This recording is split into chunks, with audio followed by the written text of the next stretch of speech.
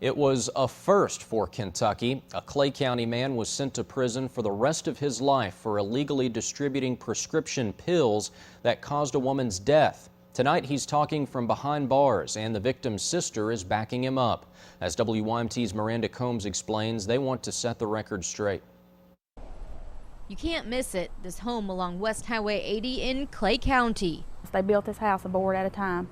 Somebody would say, "What do you want for Christmas?" They'd say, "Buy me a board." The house is guarded by a fence. On the other side of the road is a trailer park, the center of a federal drug trafficking case that made history in Kentucky. This case is closed. He's been convicted. Why talk now?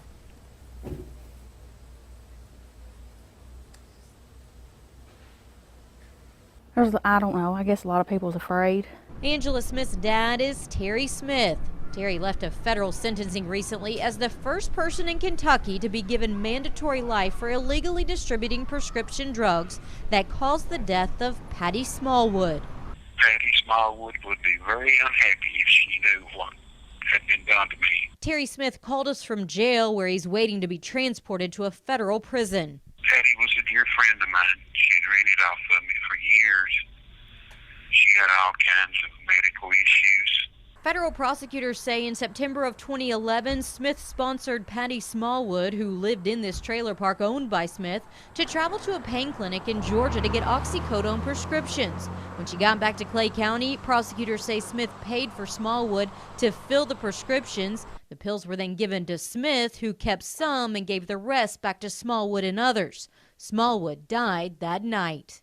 These cases, we believe, send a message to drug traffickers that not only are you responsible for distributing illegal drugs, but you are also responsible for the people you give them to. Did the conviction of Terry Smith bring justice to your sister? No, because Terry Smith did not have nothing to do with my sister's death. Susie Grubb is Smallwood's sister. She says it wasn't the oxycodone pills that killed Smallwood. She says Smallwood was sick and had been for some time.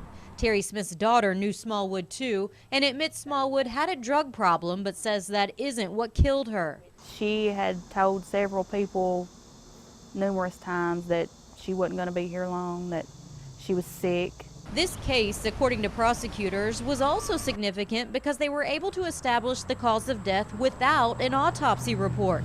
Toxicology results showed Smallwood had 4 times the therapeutic level of oxycodone in her system when she died. If they would have done an autopsy, I think they would have found that she didn't overdose. Angela Smith now lives in her dad's home and takes care of the trailer park across the street. She's in charge of a place her father built, but will never see again. Smith's life sentence was mandatory under federal law because he had a prior felony conviction. His wife, Jerry, received 7.5 years in prison for conspiring with her husband to distribute the drugs. Smallwood's daughter told us this afternoon that she holds Terry Smith fully responsible for her mom's death. She says while her mom had a drug problem, Smith caused her death.